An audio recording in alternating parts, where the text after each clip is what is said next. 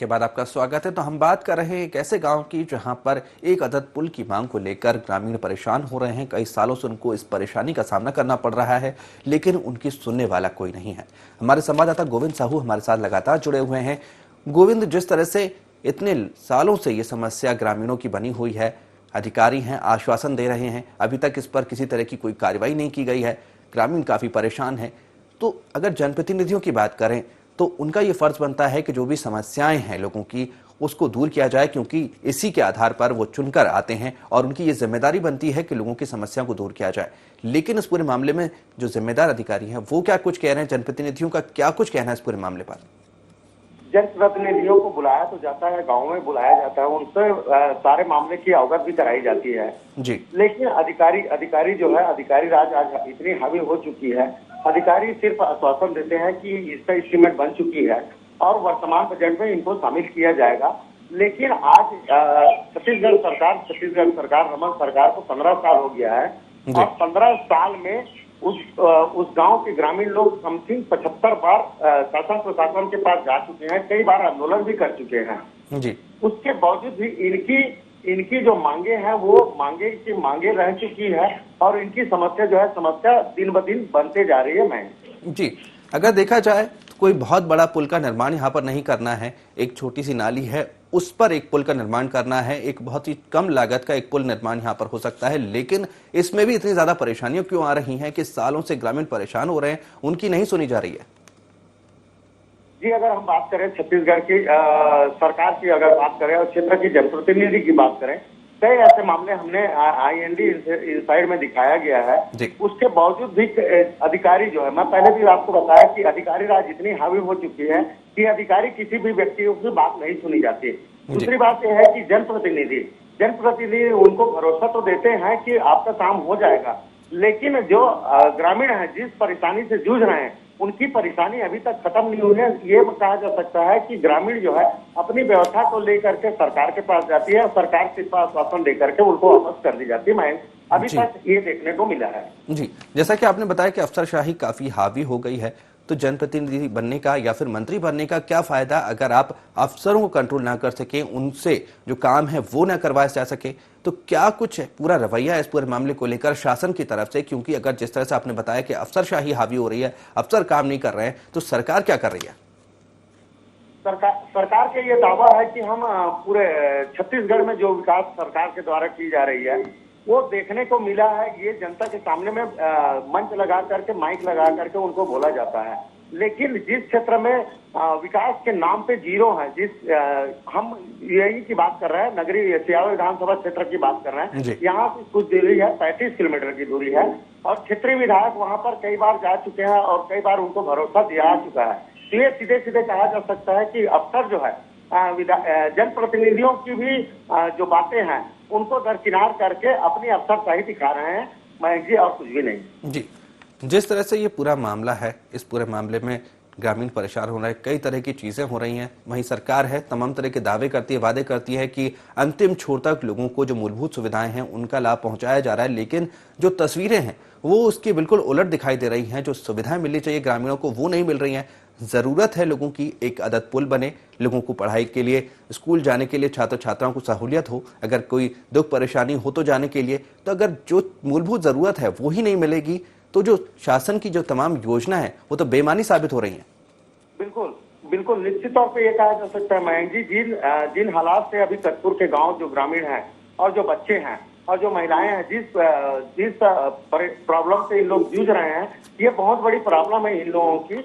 और सिर्फ इनकी मौतें जो होती है, मौत के तमाशा देखते हुए नजर आते हैं और 4 दिन के लिए इन लोगों को सिर्फ आश्वासन दिया जाता है कि हम जांच करेंगे, जांच करने के बाद में इस पे कार्रवाई करेंगे, लेकिन अभी तक किसी प्रकार की कार्रवाई नजर नहीं आती और ना ही इनकी जो दुखें हैं वो कम हो रही है। मैं जी, जिस तरह से तमाम दावे किए जाते हैं बच्चों की शिक्षा को लेकर, लेकिन अगर जिस तरह से यहाँ की तस्वीर है कि बच्चे स्कूल नहीं जा पा रहे हैं, तो जो बच्चों का भविष्य यहाँ पर खराब हो रहा है उसका जिम्मेदार कौन है? सीधे तौर पे ये कहा जा सकता है कि एक तरफ कहती है सरकार, कहती है कि गांव-गांव में शिक्षा व्यवस्था की जाएगी। अब सीधे तौर पे ये देखने को मिल रहा है कि कतपुर गांव के जो बच्चे हैं, वहाँ के जिनके पास सुविधा नहीं है वो बच्चे जो है गांव में चौथी से पांचवी तक के पढ़ करके वो लोग पढ़ाई छोड़ देते हैं। जो घर से सक्षम है वो अपनी व्यवस्था करके उच्च स्तर की पढ़ाई करने के लिए 35 किलोमीटर दूर या 40 किलोमीटर दूर तय करके या आश्रम में करके अपनी शिक्षा को प्राप्त कर रहे हैं। मैं और कुछ भी नहीं है जी। वहीं देखा जाए तो इस पुल की कमी की वजह से कई लोगों की जानें भी गई हैं। इलाज के अभाव में समय पर इलाज नहीं मिल पाया। जैसा कि आपने बताया कि अगर कोई प्रसूता है तो उसको डिलीवरी के लिए ले जाने में भी काफी दिक्कतों का सामना करना पड़ता है। तो इतनी ज्यादा परेशानियां और जितनी जाने गई हैं उसका जिम्मेदार आखिर किसको ठहराया जाए? ये सारे जिम्मेदार या तो क्षेत्रीय जो विधायक होते हैं, क्षेत्रीय जो जनप्रतिनिधि होते हैं, जो जनता के लिए चुने जाते हैं, उन जनप्रतिनिधियों को अपने जनता के लिए फिक्र नहीं है। ये दुर्भाग्य वाली बात है। और दूसरी बात यह है कि सरकार जो है जो तमाम दावे करती है कि हम गांव-गांव में मूलभूत सुविधाएं दे रही हैं, शिक्षा व्यवस्था कर रहे हैं और स्वास्थ्य की व्यवस्था कर रहे हैं, जबकि ये सारे सुख सुविधाओं से ये ग्राम पंचायत जो कसपुर है, ये सब चीजों से अनभिज्ञ है। मयंक जी, जिस तरह से देखा जाए इस पूरे मामले में अधिकारी अपना काम नहीं कर रहे हैं और जो जनप्रतिनिधि हैं, सरकार है, जिनका काम है जनता की सेवा करना, उनको मूलभूत जरूरतें उनकी पूरी करना, वो कुछ नहीं हो पा रहा है। ना तो अधिकारी काम कर रहे हैं, ना सरकार अपना काम ठीक तरह से कर रही है। तो आखिर जो लोग हैं, जो ग्रामीण हैं, वो अपनी मदद के लिए किसके पास जाएंगे? जी, निश्चित तौर पर ये जितने मैंने पहले भी कहा है कि वहाँ के ग्राम के पटेल से मैंने चर्चा किया तो उनका कहना यह है कि अंग्रेज की जो गुलामी थी, अंग्रेज जो गुलामी जनता को जो गुलाम बना करके रखे थे, वो अपने गलती की सजा देते थे। लेकिन आज जो ग्रामीण हैं, ये बिना किसी गुलाम के छत्तीसगढ़ सरकार कहती है कि सारे सुविधाएं दी जाएगी, लेकिन ये उनका कहना ये है कि अंग्रेजों के जो गुलाम हैं उनसे भी बदतर स्थिति के जीवन हम लोग जीने पे मजबूर हैं। जी गोविंद, आपको कुछ देर के लिए रोकना चाहूंगा। हमारे साथ में भाजपा जिला अध्यक्ष रामू रोहरा फोन लाइन पर जुड़ चुके हैं। रामू रोहरा जी, आपसे जानना चाहेंगे, जिस तरह से ये तस्वीरें हैं कसपुर गांव की, जहां पर आवागमन का साधन नहीं है ग्रामीणों के पास में, उन्हें नदी नालों को पार करके जाना पड़ता है, इसके अभाव में बच्चे स्कूल जाना छोड़ रहे हैं, तो क्या कुछ कहेंगे आप इस पूरे मामले पर? निश्चित रूप से व्यवस्थाएं होनी चाहिए। कसपुर ऐसा थोड़ा इलाका जो है इंटीरियर इलाका है जी, लेकिन प्रशासन को चाहिए सो ध्यान देकर बच्चों के आवागमन के साथ साथ आम पब्लिक के लिए भी वो रास्ता होना चाहिए। जी, तो क्यों इंतजाम नहीं हो पा रहा है? काफी लंबे समय से लोगों की मांग है कि यहाँ पर पुल का निर्माण कराया जाए जिससे लोगों को सहूलियत मिल सके। तो क्या वजह है कि यहाँ पर इतने सालों बाद भी पुल का निर्माण कार्य अभी तक नहीं हुआ है? इसकी मुझे जानकारी नहीं है, निर्माण क्यों नहीं हुआ है वहाँ जी, क्योंकि नगरी के विधानसभा के अंतर्गत में आता है और काफी दूर दराज का इलाका है। जी, लेकिन आप भाजपा के जिला अध्यक्ष हैं, आपके जिले में आता है, आपको भी इस पूरे मामले में जानकारी होनी चाहिए कि कहां पर कौन सी परेशानी है। कुछ इलाके ऐसे हैं जो वन क्षेत्र में आते हैं, उनकी अनुमति सेंट्रल गवर्नमेंट से मिलती है जी, फॉरेस्ट जोन होने के कारण वहाँ अनुमति नहीं मिल पाती है जी। तो कुछ अभी भी इलाके ऐसे हैं जिनकी सेंट्रल गवर्नमेंट से परमिशन मिल चुकी है, क्योंकि फॉरेस्ट वन विभाग का इलाका 80% 70% इलाका वन विभाग में आता है। वहाँ निश्चित तौर पर अगर सेंट्रल गवर्नमेंट के अगर क्षेत्र में आता है या फिर वन विभाग के क्षेत्र में आता है, लेकिन ये जिम्मेदारी तो बनती है कि कम से कम इस अगर परेशानी है तो उसको उठाया जाए, कम से कम उनकी मदद के लिए किसी तरह के कदम उठाए जाए। वन विभाग के अंतर्गत में कई नियम ऐसे हैं जिन्हें चाहकर भी छत्तीसगढ़ सरकार नहीं कर सकती। जी, तो कौन करेगा? अगर सरकार नहीं करेगी तो लोगों की परेशानियों को कौन दूर करेगा? टाइगर रिजर्व इलाका होने के कारण, सेंसिटिव इलाके होने के कारण उन नियमों को भी देखा जाता है। और बिल्कुल सही आप कह रहे हैं कि नियम है, लेकिन अगर जो परेशानी है ग्रामीणों की, एक अदद पुल निर्माण के लिए किस तरह की परेशानियां सरकार को हो रही हैं वो बनाने के लिए, अगर लोगों को सुविधा देना सरकार के बस में नहीं है तो फिर कैसी सरकार है ये? आपके द्वारा अभी मुझे ये विषय भी अभी अवगत हो रहा हूँ। मैं इस विषय पे जरूर ध्यान दूंगा और इस विषय में चर्चा भी करूंगा स्थानीय प्रशासन और फॉरेस्ट विभाग से जी, क्लियरेंस दिया जाए और जरूरत पड़ी तो कोर्ट के माध्यम से किया जाए। जी, चलिए, बहुत बहुत शुक्रिया हमसे जुड़ने के लिए, बात करने के लिए। वही हमारे साथ SDM KL Sori phone line पर जुड़ चुके हैं। केएल सोरी जी, आपसे जानना चाहेंगे, जिस तरह से ये पूरा मामला है कसपुर गांव का, जहां पर लोगों के पास आवागमन का कोई साधन नहीं है, एक अदद पुल की मांग लगातार की जा रही है ग्रामीणों के द्वारा, लेकिन उस पुल का निर्माण कार्य अभी तक नहीं किया गया है। क्या वजह है कि वहां पर पुल का निर्माण नहीं कराया जा रहा है? पुल का नहीं सर, वो नहर है, नहर नाली है, नहर नाली के बीच से रास्ता है जी, और वो जो बीच का भाग है, क्योंकि नहर है इसलिए वो इरिगेशन डिपार्टमेंट का है जी, तो इरिगेशन डिपार्टमेंट से जैसे ही परमिशन मिलती है वो पुल बनाएंगे आरईएस के द्वारा। जी, लेकिन ये समस्या तो काफी लंबे समय से चली आ रही है, ग्रामीणों को काफी परेशानी इसमें हो रही है, बच्चे स्कूल नहीं जा पा रहे हैं, तो अभी तक इस दिशा में किसी तरह का कोई कदम क्यों नहीं उठाए गए? बच्चे स्कूल नहीं जा रहे हैं ये बात नहीं है, स्कूल तो उसी पारे में है जी, आंगनबाड़ी उसी पारे में है जी, लेकिन इसमें बात ये आ रही है कि चौथी पांचवी के बाद में कई बच्चों ने पढ़ाई छोड़ दी है क्योंकि उन्हें दूसरी तरफ जाना पड़ता है।